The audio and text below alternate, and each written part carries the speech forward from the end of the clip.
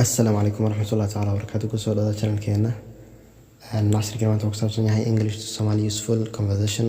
أو conversation عادي وحيسة بدن فضلا وحكا وصلنا بدين ونشر ذا سبسكرايب ونصارته أو نشر قل السحبات سيء وفايزان عشان نسجلنا لو قفا وهل سواء A يا B marka casharka sida muuqata Soomaaliya loo ku fasarin yahay marka wuxuu yiri qofka how is your situation ama how is your situation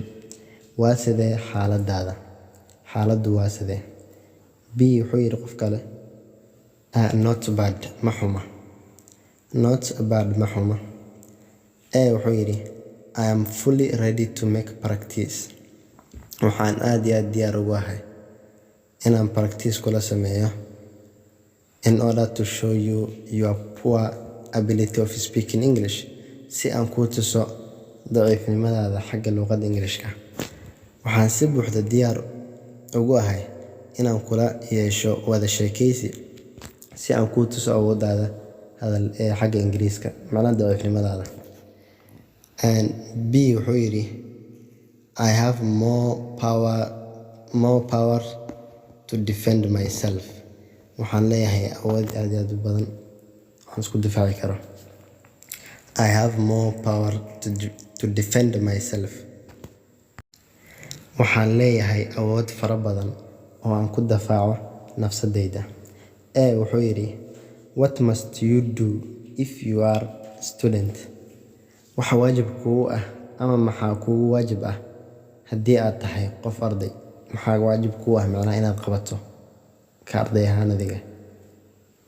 B wuxuu yiri I must memorize my lessons waa inaan xifdiyaa casharadayda waxaa waajib igu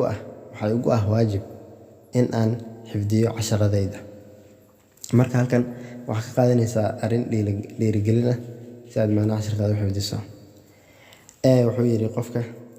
what must you do if you are a citizen maxaa kugu waajib ah haddii aad tahay